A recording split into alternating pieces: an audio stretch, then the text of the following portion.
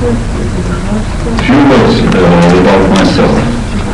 During many years I worked for the state as a person responsible for the international cooperation of Russian Cadastral Agency. The last 2 years I'm working for private company. I'm FNG delegate and COG delegate. So for the beginning, few figures concerning Russian Federation for your understanding the scale of the event. So population of the Russian Federation, 144 million people. The territory is more than 17 million square kilometers. More than 8% of this territory is privately owned.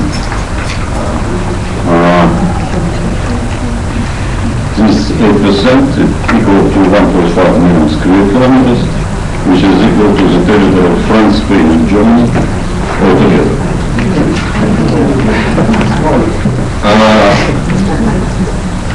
Two-thirds of the territory, this is forest land, which is according to the law, it belongs to the state.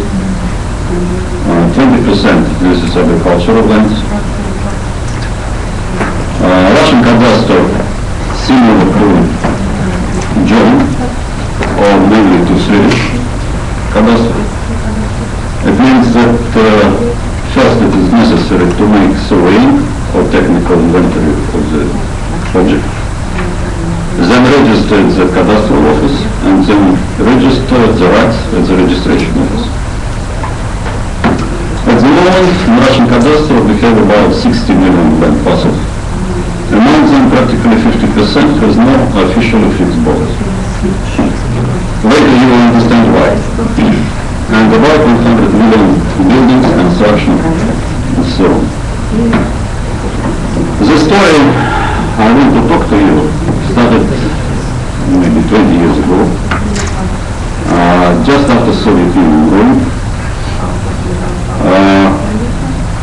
At that period, prices for the oil and gas were very low. Maybe some of you remember that period. And it was lack of food, the real lack of food inside the country. That's why one of the first steps of the new Russian government was to organize the new class, the class of land owners. And also the second task was to organize the new class, the class of new farmers, private farmers.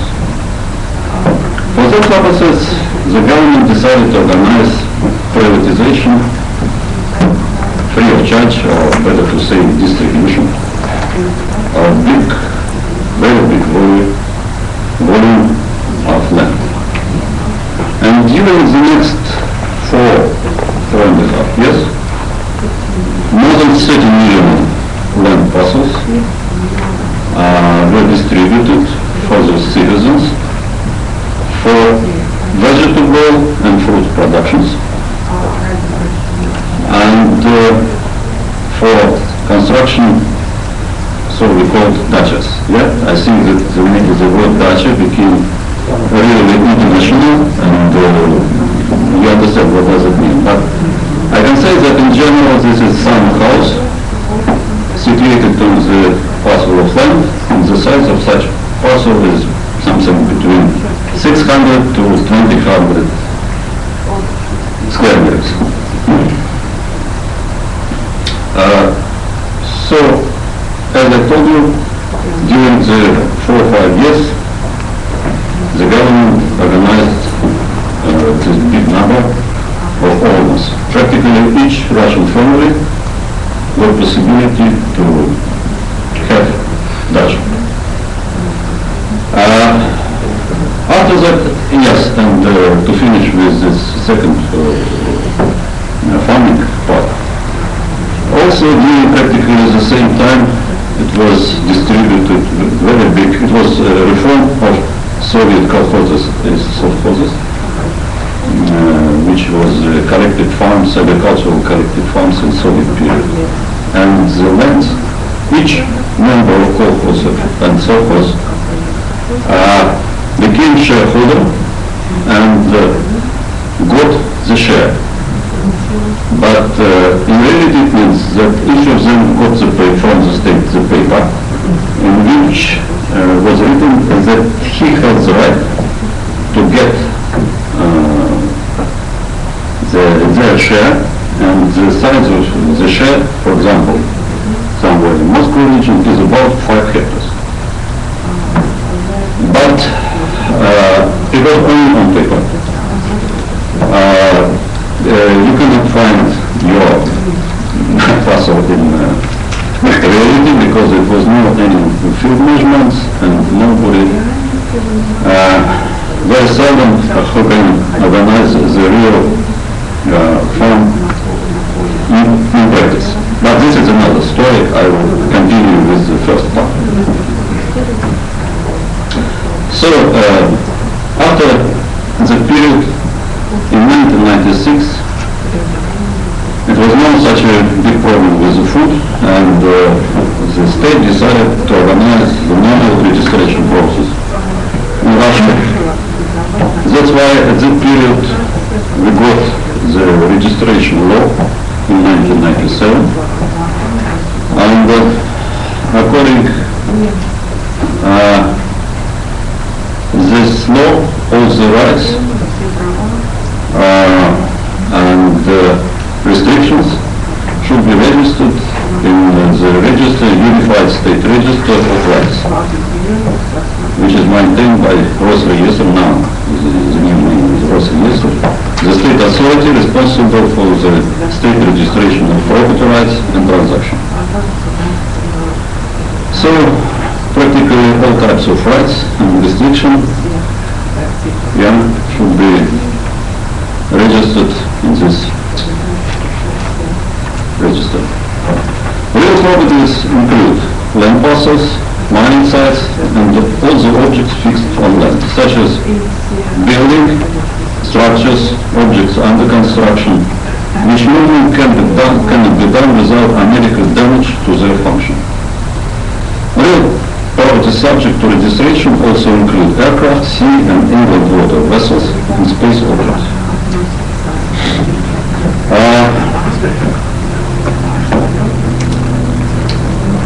This is the statistic of the registered property rights and restrictions after this law became in power. From 1998 to 2010, and on vertical axis the number of registered rights and restrictions in millions.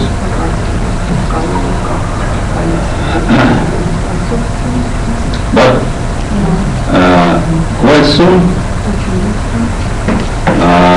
became clear that this system, the current system, has some shortcomings, such as small real properties and other assets in de facto possession and disposal were not involved in turnover. High bureaucratic barriers or procedures for formalizing of property rights. High cost of surveying for the description of real properties. And for the realization of this, the new reform started in 2006 to make easier to register ownership rights to certain real properties, which is named as Dacha amnesty.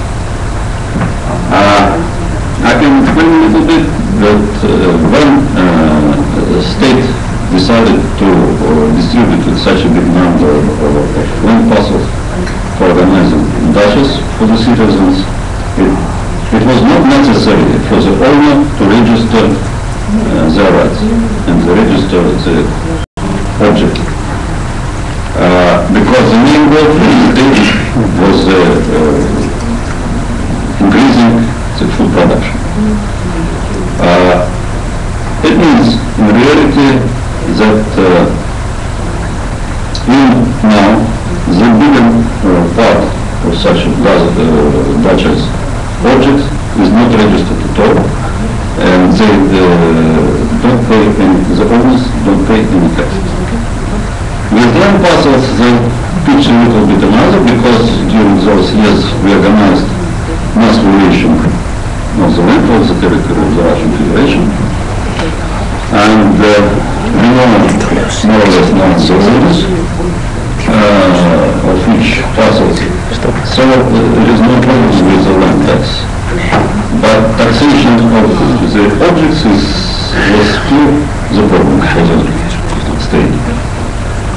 That's why they decided to make a new reform called Dutch amnesty and implement this Dutch objects into turnover. And this is important to say that Dutch amnesty is not applicable to formal occupied land or to formally constructed objects. I can say that illegal construction is not a problem in Russia at all. Not been a problem, not a problem now. The problem is not registered objects.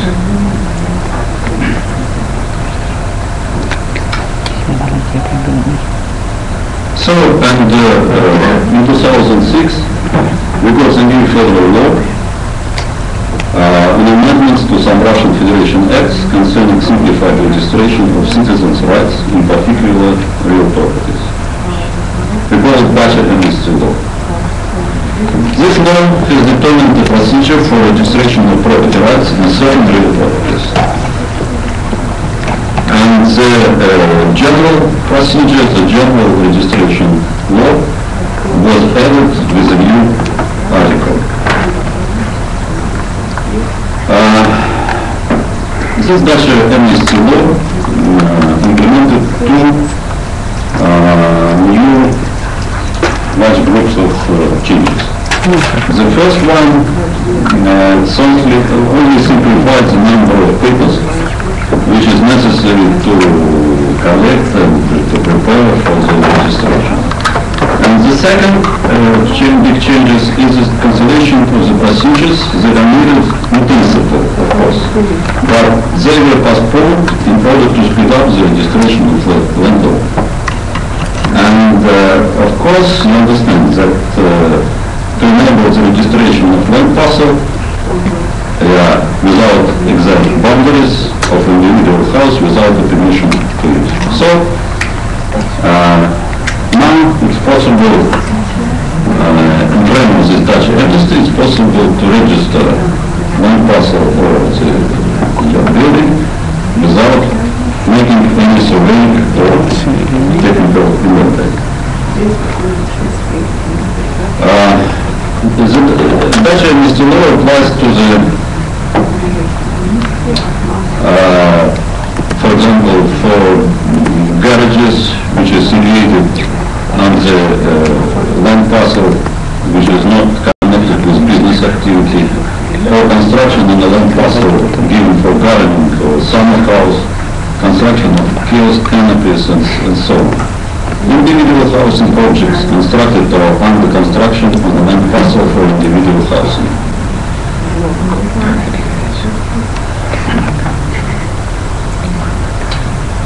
So, the result, in general procedure, cadastral plan of the land parcel is mandatory attachment. In simplified procedure, this cadastral map is not required. The main document in frame of Dutch amnesty law became a declaration. Declaration is a short document with a description of the object. And the whole information in the declaration shall be written by an applicant himself. The main items of the declaration: address, location of the object, kind of the object, building structure, object purpose, residential, non-residential, cadastral number, land parcel, technical description of the office, the object, total area, number of floors, year of construction, exterior work, interior, connections with engineering networks. Information about the legal owner of the property object, information about shared property ownership, common shared property, common joint property, a share. Here you can have some results of this Dutch amnesty during the last 5 years. And vertical again, number of registered rights in millions. Now, the Dutch amnesty is more than 5 years old, and the number of rights registered, you can see. In total, about more than 8 million objects, including 5 million land plots. Few words about the results of the Dutch amnesty. Of course, the government can satisfy because of the taxation base and tax volume increased very little during these years. The owners also can be satisfied who want to register the owners. They also can be satisfied because at last they got the documents from the state which approve the ownership for the object. The cadastral specialists, they got the headache, they postponed the headache because all the measurements should be done in the future. This is the result of this reform in Russia. But I cannot recommend it to please, but you can see which part of that reform can be interesting for you or not. But for Russian government, we got interesting results this year, because at last they understood that now it's time to invest some budget money in this cadastre for organizing 100% coverage of the territory. And we got some amendments to this Dutch amnesty law. According to these amendments, the authorities can finance cadastral works and to apply to cadastral registration bodies on behalf of citizens. In practice, this means that federal, regional and local authorities can do everything by themselves. Citizens will be requested only to sign necessary documents. The only problem for us is that there is not enough budget to go around, and what particular categories of citizens will be aided and to what extent is still to be determined.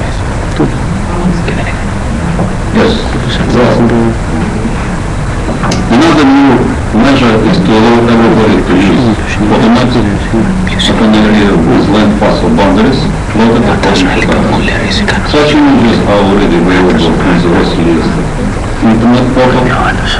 As soon as they will be replaced with high quality, high resolution materials, and everyone will be able to see online where is his parcel located according to cadastre, and if there are any errors. The most difficult task, which principally is solved by the state, but so far we don't know how, is the correction of errors previously made by land organization. These errors block the land registration.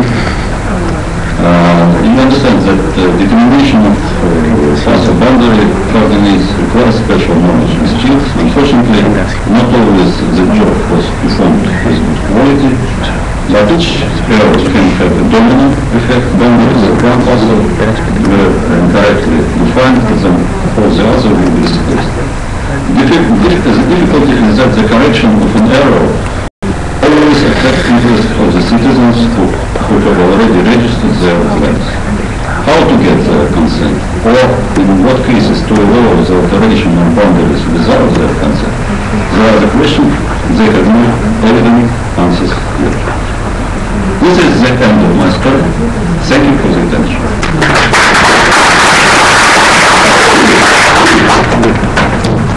Thank you, Mr. happening in the big country, East of Europe. Are there any short clarifying questions immediately now? Yes?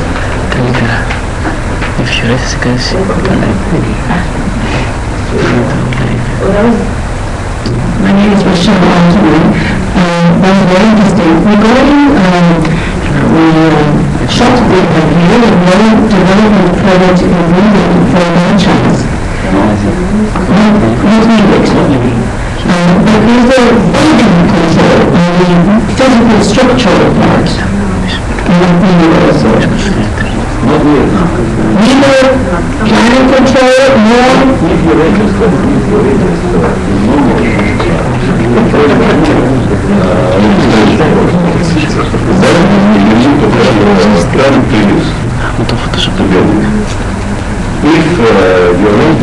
personal purchase,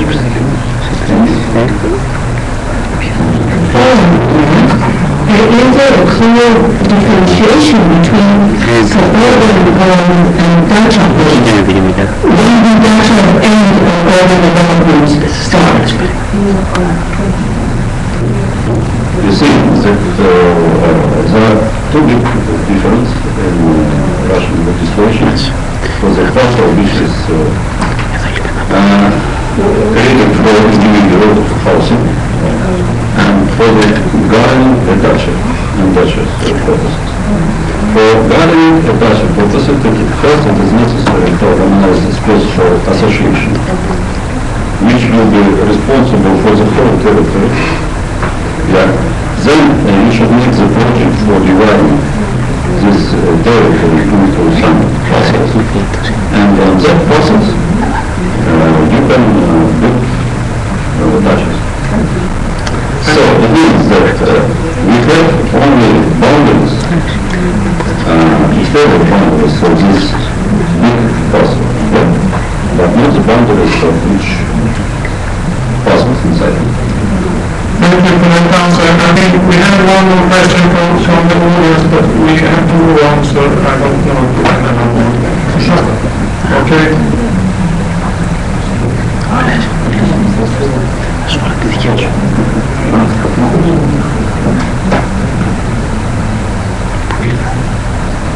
Am I right that during the Soviet Union, all of measures were also accepted by the rulers and also measured 2 times? In Soviet Union was no very settled. It was only the state border of the Soviet Union. There only in the state. For example, for the hotels and for other factories in the BT offices. Yes, but it is not the border for the fiscal purposes. Yeah, this is the border for the land use planning. Yeah, but the owner of the state, they can give the permission to use. Thank you very much. This is a very interesting subject, and I think we could go on the rest of the afternoon, but we will not do that. We will now give the floor to our next speaker, Dr.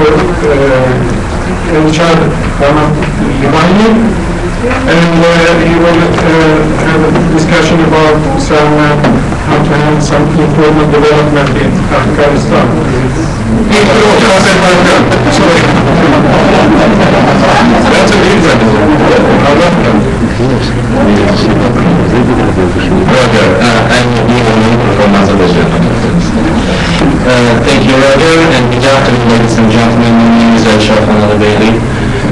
I'm head of international cooperation and the Technical Department of the State Committee of Azerbaijan on property issues, which is actually responsible for privatization and management of state-owned property, and the privatization, restructuring and post-privatization support of enterprises, as well as the real estate registration, the unified real estate cadastre, and address register in Azerbaijan.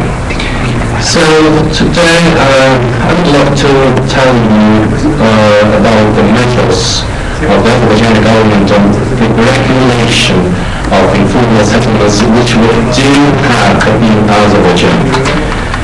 Some of the problem with illegal constructions in Azerbaijan requires, first of all,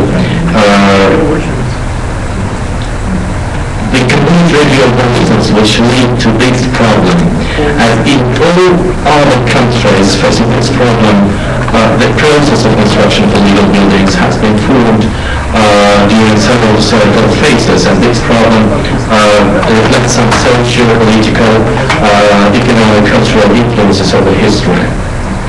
But first, it would be appropriate if we indicate the main terms which will be often used in the presentation. So on this slide you can see the two main terms, which is occupied land and informal settlement.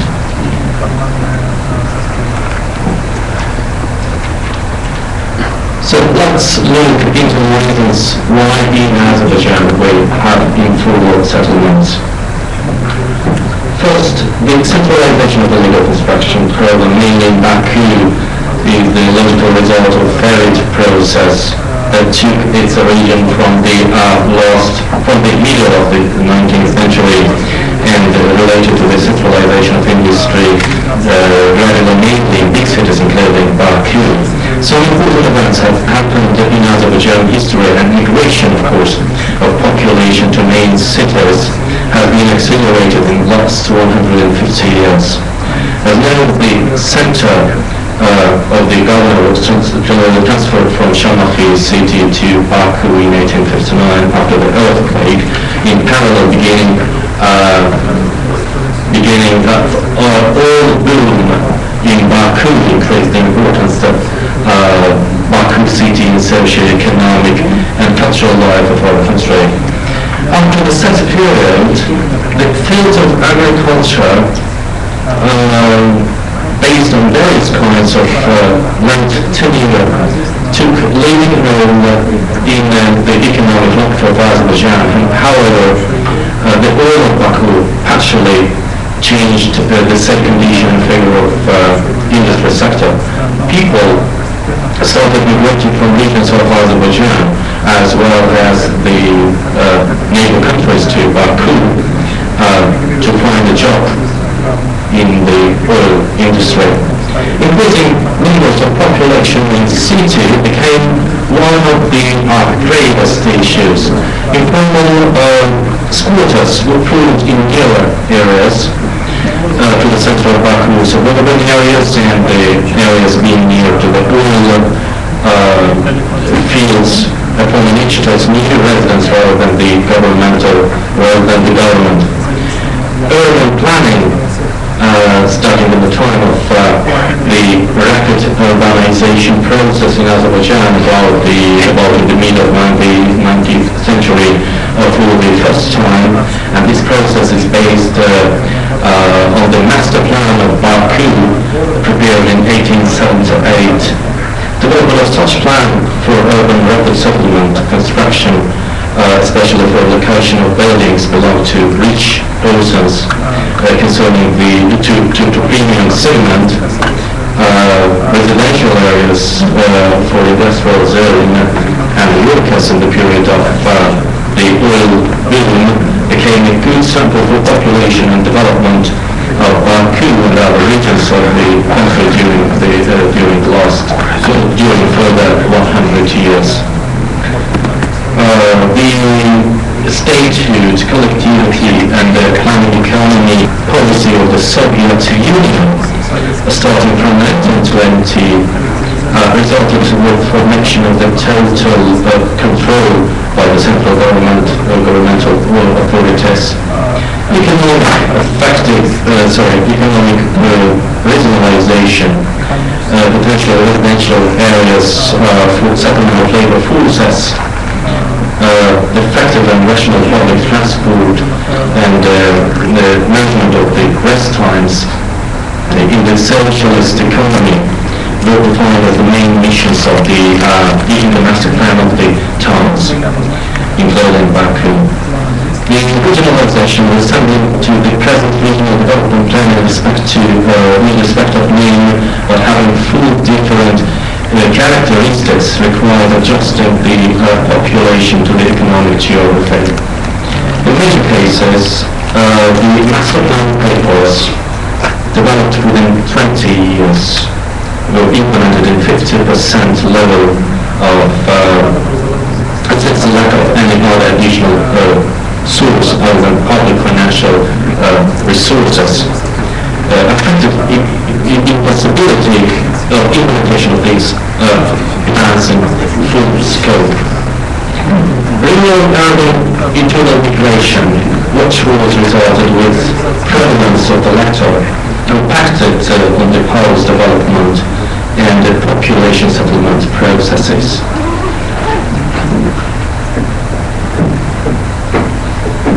The process has been accelerated much from the end of 1980s. The problem of Nagorno-Karabakh resulted in occupation of 20% of all the territory of Azerbaijan, including the Nagorno-Karabakh Autonomous Republic and 7 neighboring districts, and the pushing for the migration of millions of people from this territory. Those people are settled in central cities of Azerbaijan. This process resulted with the increase of number of illegal settlements, of course. Additionally, absence of maps that divide the area into regions, difficult information procedures resulted with the construction of large-scale illegal constructions. Was moreover unfortunately the problem of conducting illegal construction measures in large areas and confiscation of state and municipal property that individuals currently exist in Azerbaijan. Illegal constructions are in the property market that exists, of course, illegally. The sales and operations are realized outside the state control. As a result, lots of income taxes, state taxes evaded from the state budget. Additionally, infrastructure guaranteeing the people living in the legally settled areas, provision of these people with secure environment are very important points. And these matters are considered to be the most important problems for the Azerbaijani government. Of course, there are other reasons linked to the problem of informal settlements like the Second World War. But on this slide, I have just indicated the main reasons. A number of characteristics that are used to identify important types of informal settlements, which correspondingly assist in understanding the differences in policy approaches to deal with their economic, social, and environmental challenges. Despite a great range of spatial manifestations across the region, the references suggest that there are several major types of informal settlements which are on this slide. In different ways, all the 5 types which was indicated in the previous slide of informal settlements accommodate the needs of the urban poor and other disadvantaged groups and exacerbate their poverty. In several countries across the region, the formation of informal settlements is not new, but goes back to the 1950s and 1960s, particularly in Italy, here in Greece, and Portugal. Internal migrations have significantly contributed to the urbanization processes. Moreover, in some cases, better economic conditions rather than poverty have led to certain forms of informal constructions along coast and in holiday areas. International literature has also useful examples to provide, for example, several housing policies developed to support slum dwellers who are by definition fail to succeed simply because people are profit-oriented and are willing to sell their houses offered to them by the state, get the money, and go back to live in the slums. It is the same situation, I think. All these cases and experience gained from the other countries should be taken into consideration when adopting policies in Azerbaijan to tackle the phenomenon of informal settlements. In this regard, the final report, strategic document on regulation of informal settlements, was compiled with the real estate registration project implemented by the World Bank in Azerbaijan, submitted to the government of Azerbaijan in 2011 for reviewing and taking further consecutive steps.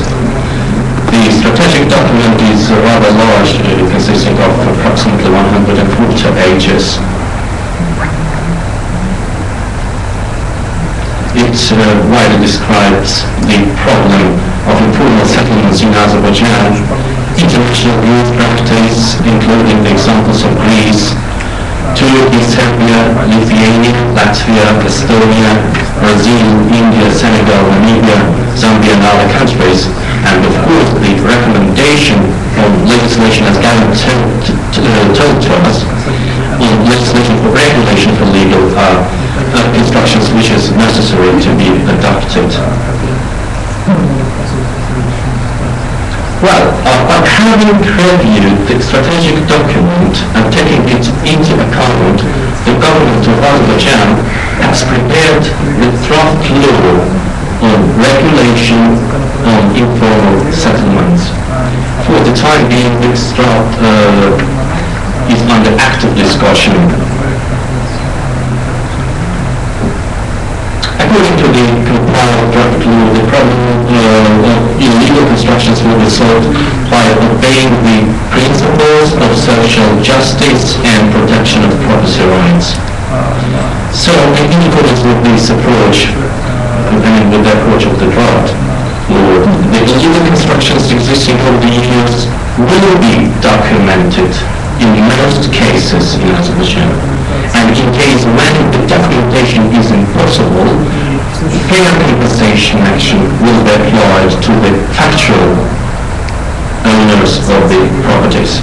The draft law stipulates strict liability actions for preventing the continuation of illegal constructions, and no matter who it is, the subject participating in the case of the illegal constructions will be prosecuted strictly and sanctioned. So on this slide you can see the strategy of the draft law which has been prepared by the government. This is the accumulation of information on legal constructions in the country, the development of electronic database on legal constructions, solution of organizational and financial issues, the preparation of state program for regulation of legal constructions. The data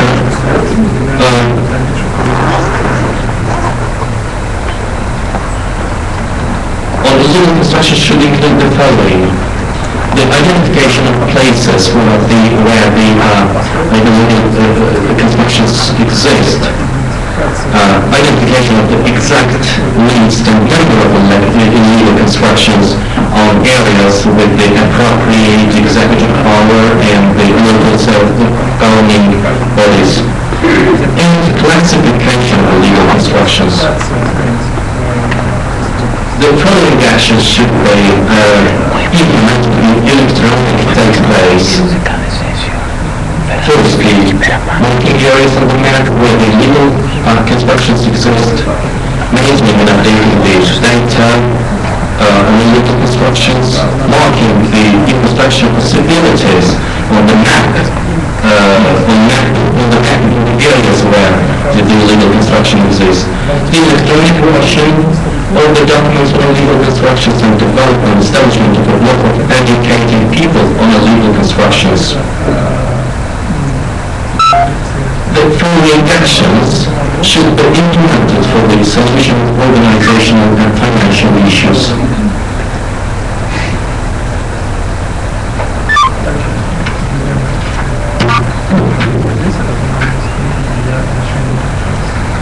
The state program that I've mentioned and is to be drafted should include the following issues for the purpose of regulation of illegal constructions. Just 2 slides. First, the procedures of regulating different kinds of illegal constructions, identification of financial and technical support of regulation procedures, supporting a program for construction of private houses in legal form, strategy of elimination of social injustice and inequalities, phases for regulation of illegal constructions, and so on. You can say this on the slide.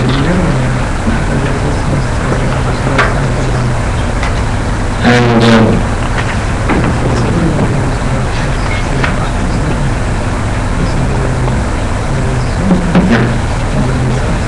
as I mentioned, one of the main strategies of the state program should cover is prevention of illegal construction development in Azerbaijan in the future. And this strategy will include the following issues. First, of course, the conceptual basis of apartment buildings, social apartment program, and the development of the state apartment construction program, communal apartment construction program, the development of social apartment policy projects, and through the construction companies and apartment construction cooperatives, and proposals on construction standards, proposals on penalties and sanctions, and so on. And this slide consists of 2 parts. Then the strategy for supporting production and utilization of local and appropriate construction materials. Also, as a governmental body, the State Committee of Azerbaijan on Property Issues has already completed the terms of reference in regard to carrying out the inventory of informal settlements and development database. The State Committee is going to hold several tenders covering separate regions to organize the inventory of illegal constructions by involving the private sector to this process and to develop the comprehensive EU database. The inventory work firstly starts in one individual district of Baku. The experience will be obtained first, and steps and methodologies will be clarified, and the work will be further continued on a larger scale over the country from the obtained experience, of course. According to the preliminary calculations, this inventory work is planned to be finished within 2 years. To regulate these issues, now the high-level government commission is operating. This process of formalization of property owners' rights will start as soon as the legal act on the regulation of informal settlements is adopted by the government. And the last one, the last slide, I'd like to summarize my presentation with the expected outcomes, which we're expecting. This is first the preparation of complete list of illegal constructions in the country and classification of problems, and then the solution of legal, technical and financial issues in regard to illegal constructions, assurance of social equality of citizens, making illegal constructions fully right subjects of real estate market, efficient usage of lands, involvement of illegal construction supply, the constructions to taxation by the state, preventing the future development of illegal constructions, and supporting the state programs on city planning, area development, and poverty reduction. Well, this is what I wanted to present to you concerning the regulation of illegal constructions in Azerbaijan. Thank you very much for your attention. Thank you, John, for a very interesting presentation, and my excuses for giving you a nationality that you don't have, and asking you the floor. A short question about this from anyone in the audience. Yes, Peter?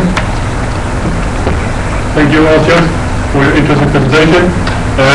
I was wondering whether in this terms of reference you are going only to collect physical information on the properties, or are you also going to collect information on the people that are there? No, only the information is including people also. Including? This terms of reference should cover all the information database, the physical objects and the people also. Okay, because I didn't see it. Yes, important to know. Thank you.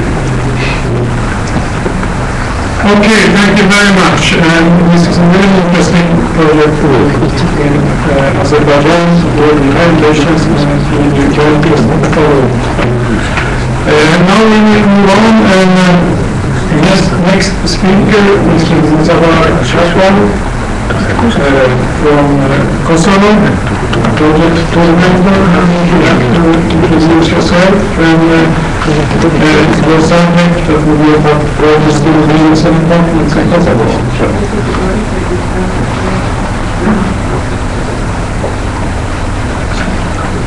Yes, thank you, Mr. Chairman.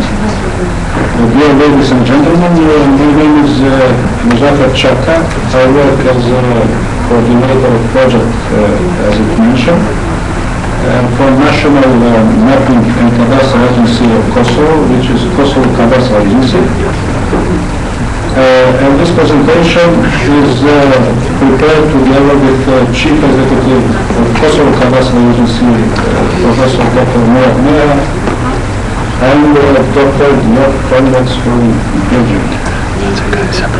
With this presentation paper, we wanted to share our experience from projects for registration of buildings, apartments, and business premises in Kosovo, and as well the challenges to register the informal buildings in the immutable property right register.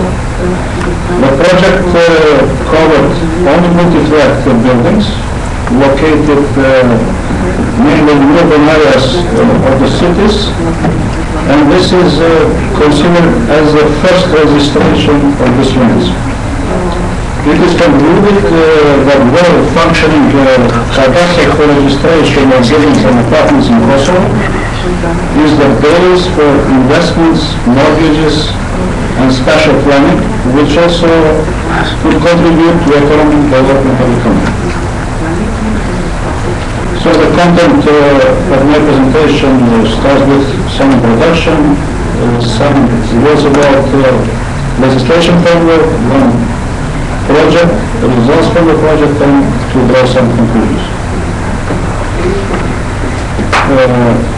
Here I presented some statistical information about the country, mainly related to the mapping and cadastre, like area, number of cadastre zones, municipalities, number of cadastre parcels, approximate number of owners, etc. We are responsible bodies for registration of real property rights in Kosovo. The national mapping agency is Kosovo Cadastral Agency, which is a responsible authority for cadastre, registration of real property rights, preparation of laws, and all issues related to the administration of cadastral activities. KCA is also responsible to implement systematic registration projects for registration of buildings and cadastral construction. Kosovo Cadastral Agency is also the owner of the registration system, which is Immovable Property Right Register. Now it is switched to the Kosovo Cadastral Land Information System. I will tell you later something about that. Well, this system is linked online with municipal cadastral offices who are responsible for maintenance of the data and immovable property registration on daily basis, and issues also the ownership certificates and other property documents to the clients. In Kosovo is also introduced the private license sector, which is responsible for cadastral technical field work. The private sector started from 2008, and we are involved also in the technical work for data collection in the field during the implementation of the systematic registration projects in Kosovo.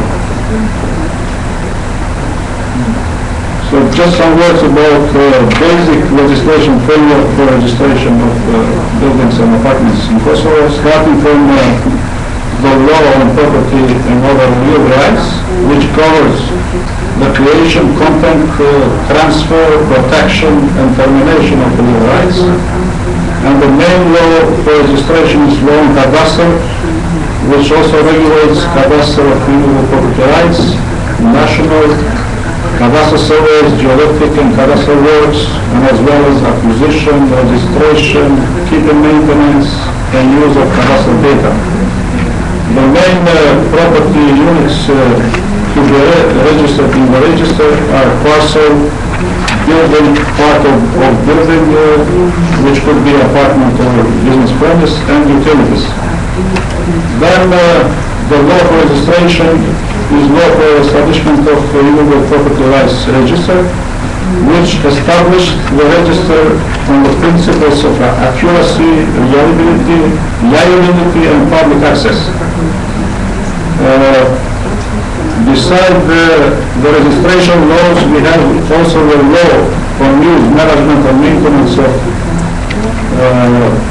building joint ownership. With this law, for decision-making and administration of building joint ownership, the responsible are owners, communion, or representative of the owners, and selected administration bodies such as administration council and the administrator. And like in each country in transition, the legislation for legalization of informal building is still in the process.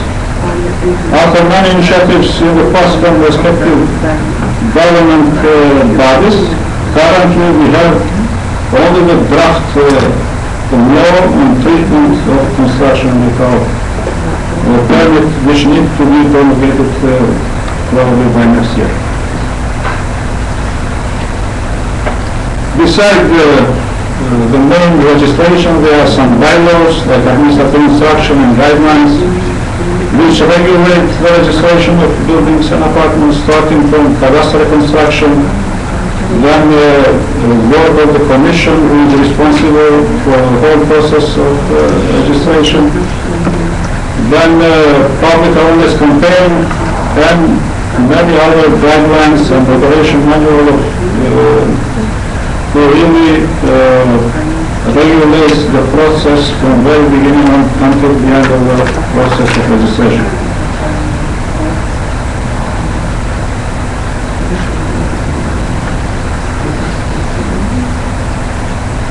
So like we have mentioned earlier, the project for building cadastral construction is implemented through systematic registration process, and it is supported from donors, World Bank and Norway. Of course, there are all donors involved also in the support of cadastral development in Kosovo, like GIZ and the European Commission, and we always are, of course, very grateful to them for this support. The technical work for collection of the data and creating the information for real property units is outsourced to private sector. According to the regulations explained earlier, the process started with public awareness campaign, data collection in the field, when each owner had fulfilled and the application for registration of real estate and attached the documentation like contracts, valid contracts, IDs, and etc. And the registration data are created for each property unit with their code number and technically prepared for registration. Final information are published for 2 months on public display for interested citizens to see whether all information are correct, and in the end of the process the Commission has checked it and made a decision case by case for final registration in either real property right register.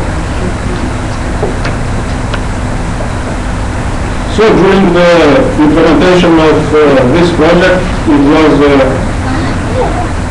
seen that since according to the law and cadastre, the building must be connected to the parcel in which it is located, there are identified 4 kind of scenarios, which are the private building on private parcel. It is very easy to register. And the second one as well, public owned building that is for single parcel.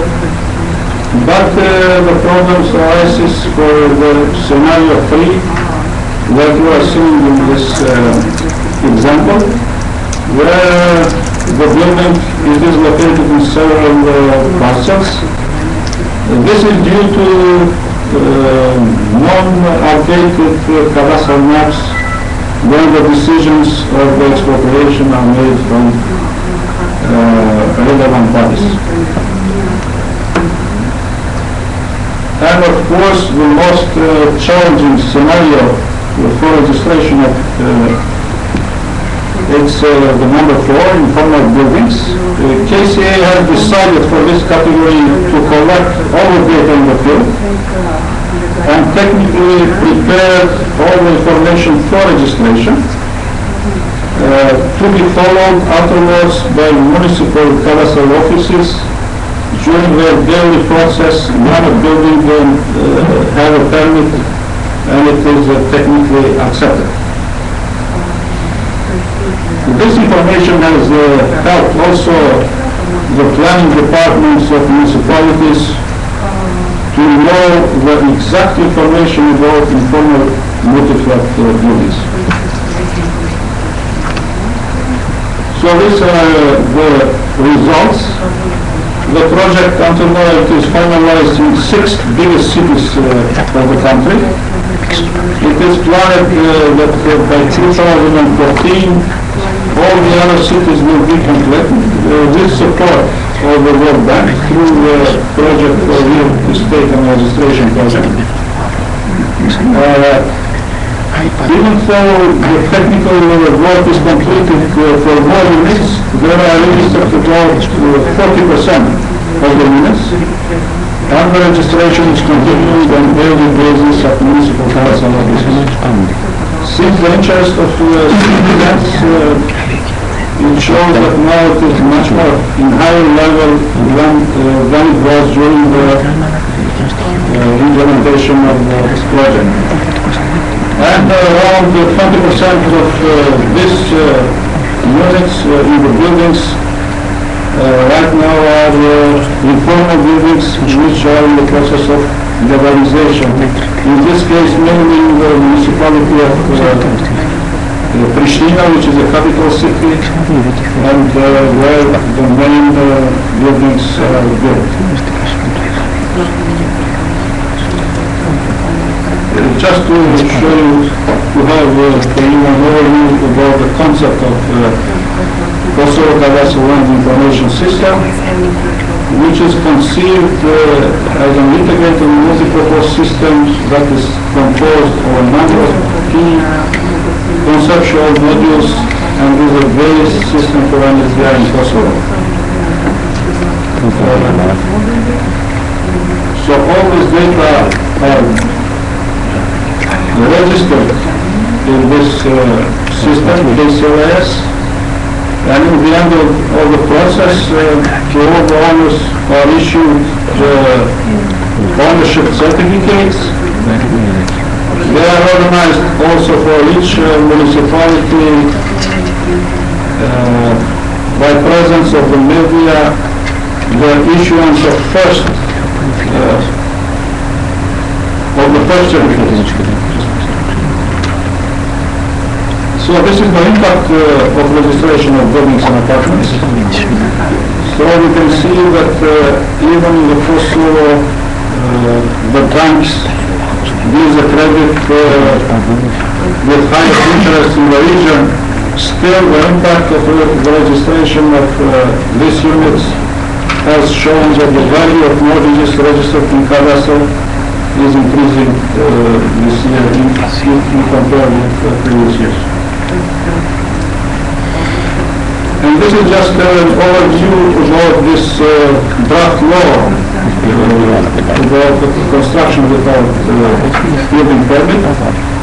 The idea is to draft this law for treatment of construction without permits through the Orca-Foto, and then when this law will be promulgated and enforced, the owners and occupants of construction will apply in the respective municipalities for their legalization, and it will be created as official national registry of unpermitted construction. The deadline is 6 months to do that. Just for almost like for conclusions, the main conclusion is that this law for legalization of construction without building permit should be promulgated as soon as possible, and of course to set up some low taxes for legalization, because as it is shown until now, the taxes, high taxes prolong this process. Then to prioritize the construction of cadastral information, and MCO to start to deal with maintenance in these municipalities, and of course this law for the management and maintenance of buildings should be continued to fully be implemented. Thank you. Thank you very much for this very interesting presentation. One short question from the audience. If not, thank you very much, Mr. Dean, and we ask Barbara McCollum to enter the stage. Ms. Barbara McCollum is Senior Advisor on Housing, Land and Property at the Geneva-based Internal Displacement Monitoring Center for the Norwegian Refugee Council. And you have some information to be also about Kosovo. The case of a Roma Mala in Village. Just to start by saying, despite the fact that my title is Senior Advisor on Housing, Land and Property, I'm mainly a humanitarian and definitely not a specialist on spatial planning. And by the way, to explain that, I've entitled this presentation Regularization and Informal Settlements, but I discovered yesterday when I was playing reading a Sales City document that maybe I'm not sure if I'm talking about regularization or legalization. You will tell me after. But so the case I'm going to present is a rather specific one because it's a case of regularization in a post-conflict situation. The Roma Mala case study, in a few words, it's a case of an informal settlement that has been destroyed by the war and that was later reconstructed and regularized as a result of the efforts of the international community and national authorities. And the main purpose of this reconstruction was actually to facilitate the return of those who had been displaced. Since you may not be familiar with post-conflict situations, I just want to say a few words first about my organization, the Internal Affairs Monitoring Center, and also a few words about internal displacement so that you understand what is our approach to this issue of regularization. IDMC is, IDMC means the Internal Displacement Monitoring Center. It's an organization that monitors situations of internal displacement created by conflict or by natural disaster. And what we do is that we also advocate to protect the rights of IDPs. And one of these rights is the right to adequate housing. And that's how it links to this presentation. What is an IDP is an internally displaced person, so it's persons who've been displaced and forced to flee their homes as a result of violent conflict, natural disaster, or human rights violations, but have not crossed an international border. That's the main difference with refugees. Housing is very relevant for IDPs because housing is the first thing they lose once they are displaced. You can see it from the definition here. Once they leave, their houses are destroyed, they're occupied, or in any case, they're not accessible to them, sometimes for security reasons. The shelter that people found upon their displacement is often very precarious and sometimes illegal, so they often go to camps or to urban informal settlements. And they usually go to urban informal settlements because they see the town as a safer place to be, a place where there's more opportunities for employment, so that's where they go. But the problem is that then they join other urban pools, they put an additional strain on limited access to services, so that creates a problem, and sometimes by joining these informal settlements, they're at risk of renewed displacement because of they're exposed to forced evictions. This is why improved tenure security that can be brought by regularization is often seen from our perspective as a very good option to contribute to durable solutions for those who've been displaced. And this regularization can take place either to facilitate local integration, so it means in the area where these people would have been displaced, and this is usually seen as a good solution because it doesn't disrupt the coping mechanisms that IDPs would have put in place while being displaced where they are. And the other option is to do the regularization in the place of return, meaning you were living in an informal settlement before being displaced, and to facilitate your return, there's a regularization of this informal settlement.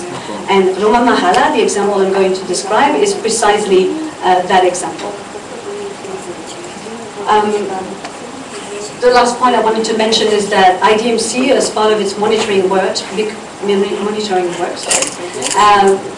as part of the work we're doing on housing, we've decided to initiate a project collecting good practices that have promoted adequate housing and durable solutions. And the Roma Mahala example is one of the examples that we included in this study.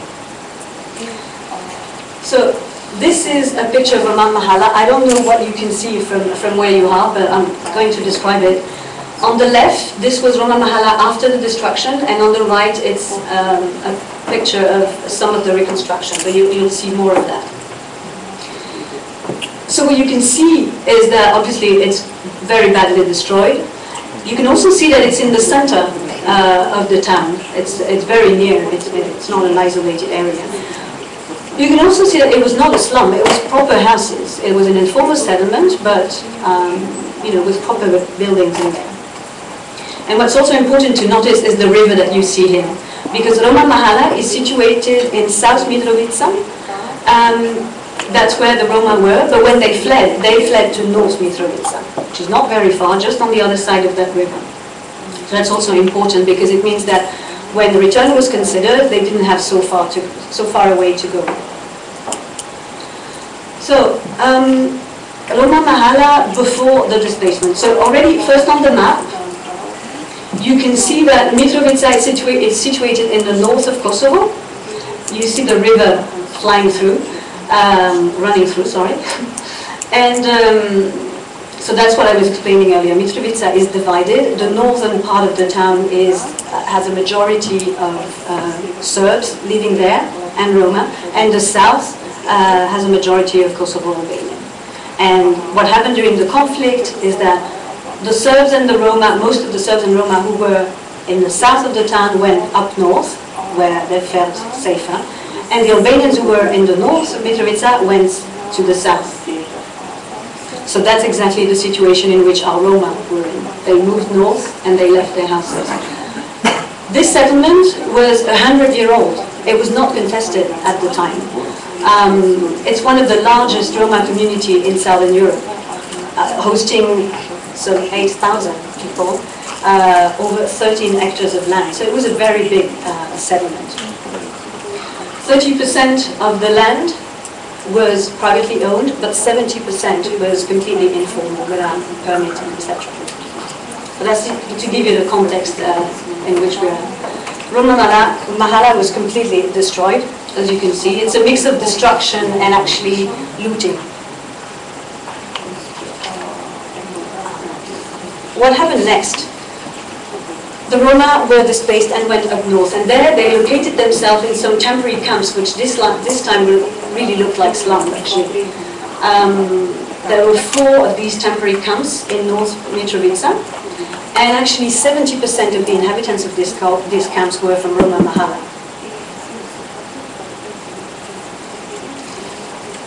The issue is that these camps were supposed to be temporary, but 5 years after, they were still, nothing had moved and people were still there. So what happened is that there was a health crisis that then mobilized the international community to act and national authorities. The medical crisis is that sort of grey mountain that you see in between the 2 hills. That's a mountain of toxic waste from a mine that was just by the town. So, and the dust from that mountain actually affect all the towns, but because of the living conditions in which the Roma were in, they were affected much more than the rest of the population. So, the crisis. The crisis was that in 2004, WHO, the World Organization, the World Health Organization, published a report showing very high level of blood levels of lead in the blood of the Roma inhabitants, those who were in these temporary camps. The Chesmin Loop camp in particular was particularly affected, and the consequences of this blood contamination was really bad on pregnant women, lactating women, and children with serious disabilities and disease. There was a huge media pressure, international campaign against this situation, which actually prompted the international community to put pressure also on national authorities to do something. Now the problem is that the first recommendation was to evacuate the Roma from these centers, but they didn't want to. Because they thought, you're going to put us to another temporary place and we're going to wait again forever. So the only thing we want is return to Roma Mahala. So this is what was done. And the Roma Mahala project was created, and the rest of this presentation is to show you the different aspects of this project. The response, the process, the multi-dimensional aspect of the project, and also at the end the result was that we had like some 1,000 people returning. I need to hurry, but I still need to drink something. Otherwise I can't. Yes, so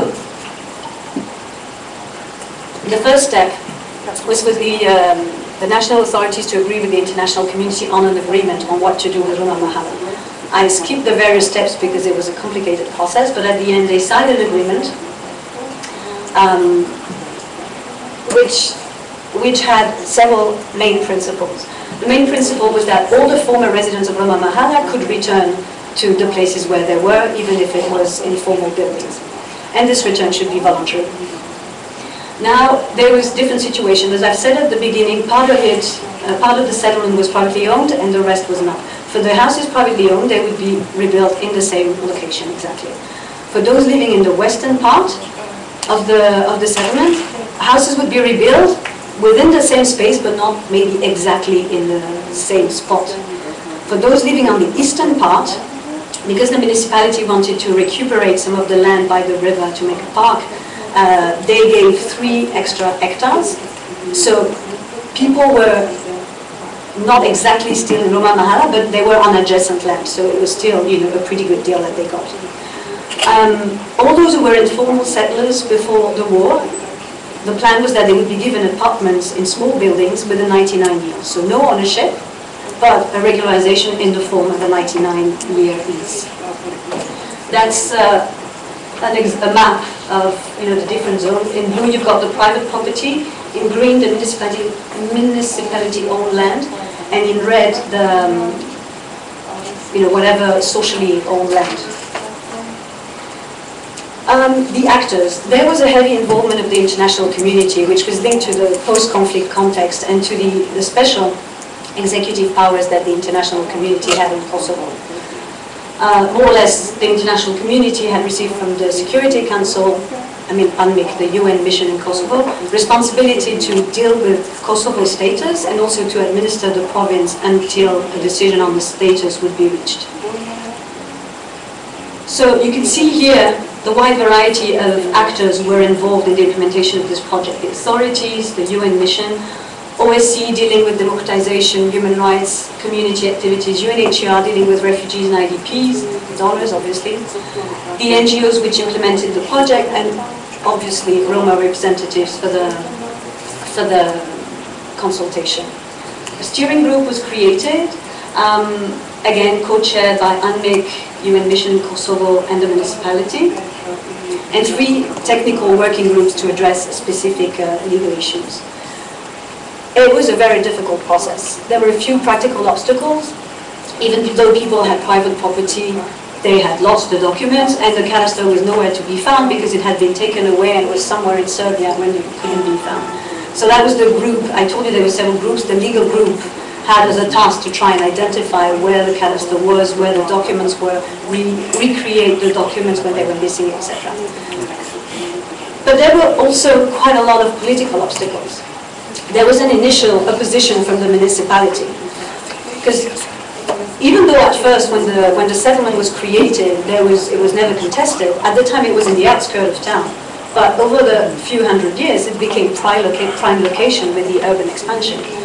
So the municipality was not very keen to allow for reconstruction for Roma, where it could have used this prime location for more profitable use, either social buildings or commercial purposes, and etc. So there was quite a lot of reluctance, and even the first proposal of the municipality was just to relocate the Roma elsewhere.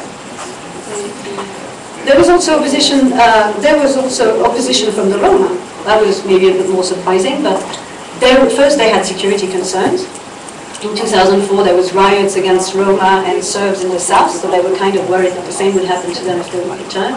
They were worried to lose the little jobs that they had in the north, worried of losing social benefits. And also, interestingly, they were under pressure from the Roma who were refugees abroad not to return, because if these guys would return, it would mean it's safe for return, and then these guys who were sending money from abroad, they would also be sent back home. So there were quite a lot of obstacles on the way politically. But there was a strong determination from the international community, and also, as I mentioned earlier, they had both the carrot and the stick to push the authorities in Kosovo to act in compliance with the UN Security Council resolution on return, and also with the various standards. The UN had set a list of standards that Kosovo was supposed to comply with before discussion on status talk and independence could be granted. But once all these different problems were addressed, the project ended up developing a very comprehensive response to the situation. There was a conscious effort for the implementers of the project not to only provide a house and a roof, but a whole effort to provide what we call adequate housing. The whole criteria responding to adequate housing. And that's why I've actually structured this aspect of the project according to the several legal criteria that define adequate housing. Gender security first. As I said, people who were living in the informal part of the settlement would not get ownership, but they would get 99-year lease. They're not supposed to sell the apartment or the house they receive. But, and they also have as a condition that they should still live there. If they leave the place, then it will be given to somebody else. In terms of affordability, there's no rent. People who move into the newly built apartment, I'm still talking only about those who didn't have ownership. Those moving into these buildings have no rent to pay.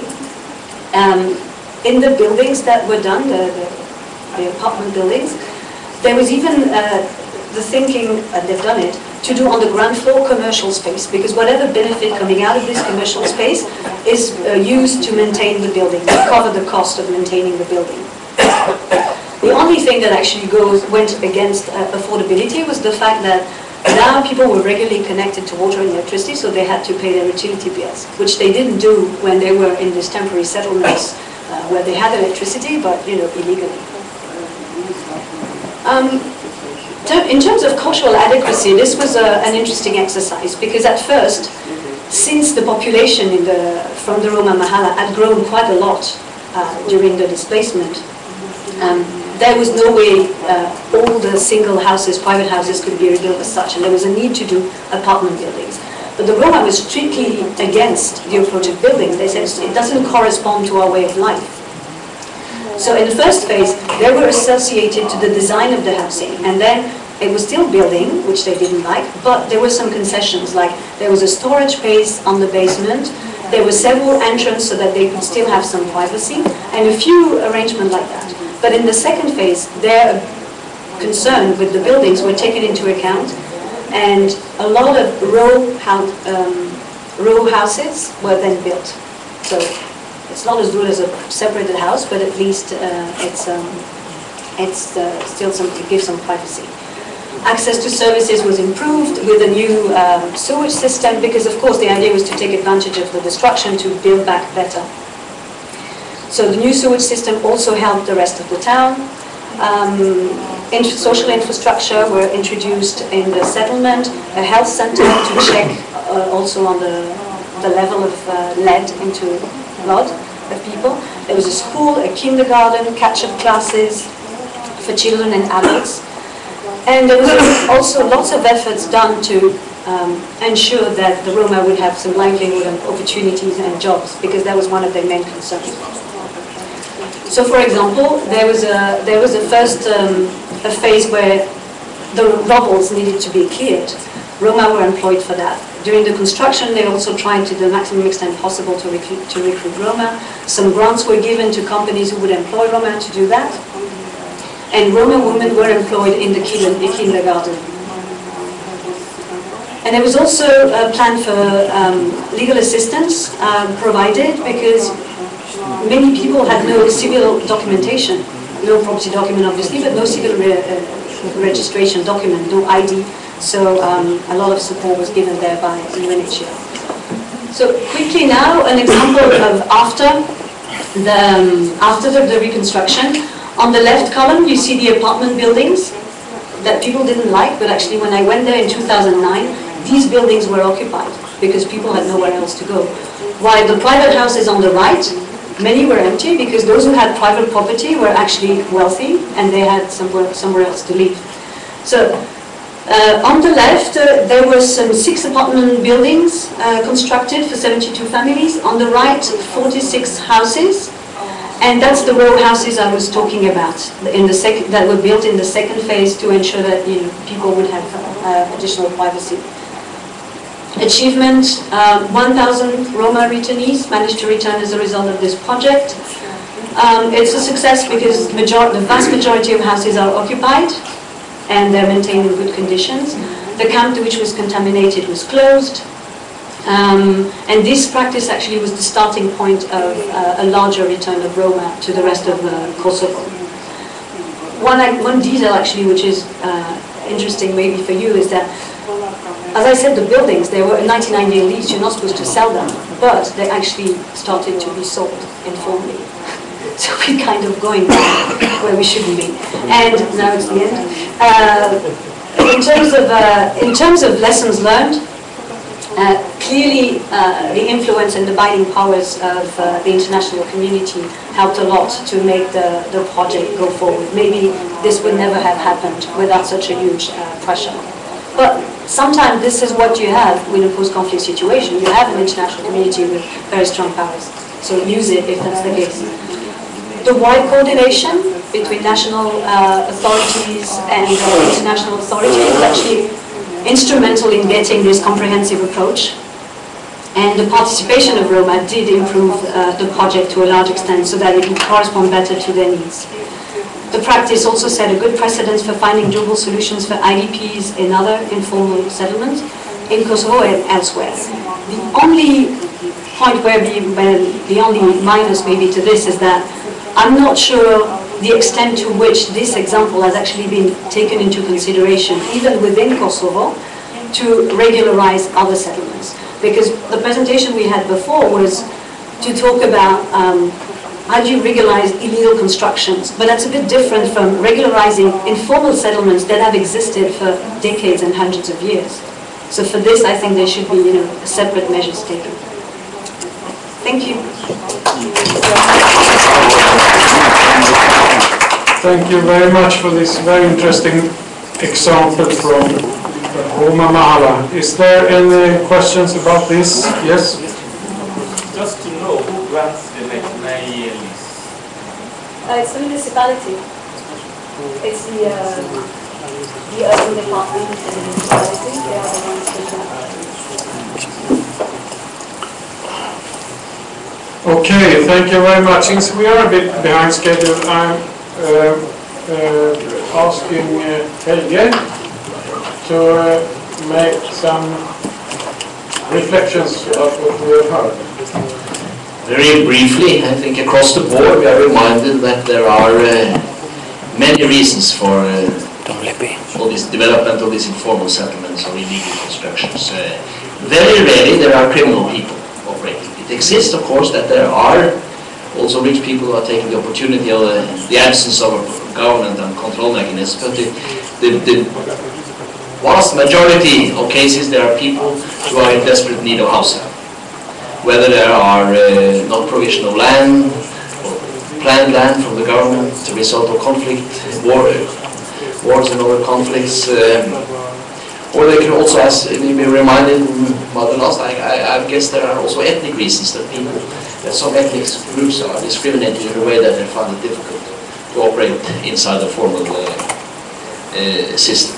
So that's as an outset for actions, I think, and it's been said earlier today too, that the governments should understand that there are reasonable, understandable reasons for informality, and that they are not dealing with criminal elements.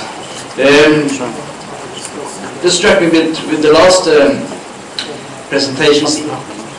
When taking measure is important that you do not create a situation for new informalities. For example, this making restrictions on selling properties. Like you did with the Roma, it doesn't work. They will sell anyhow. And then, after a short while, you end up with new situation where the registers do not reflect the real situation on the ground. I think the message from Tikano was very interesting, that the opportunity to use self-declaration to establish the first version of a survey or an inventory of properties, or even a register that could service the initial land market. Maybe to the extent that people also could demarcate their land on water photos when they are available on the net, for example. Obviously, it's more easy to declare their physical structure, but maybe it's an opportunity here to use modern technology also to declare the land, avoiding the big cost for surveying. Lands are not, land parcel is not surveyed up front. So that I think is something important to have in mind. Also, a general observation I think here is that a first action would be to make an inventory of illegalities, to find out what's there. And that will be the starting point, I think, for very many actions. Thank you very much, Helge. And now, before we are very soon having a coffee break, before that, I would like to very much thank the speakers on behalf of WPLA and present them with this book. Thank you very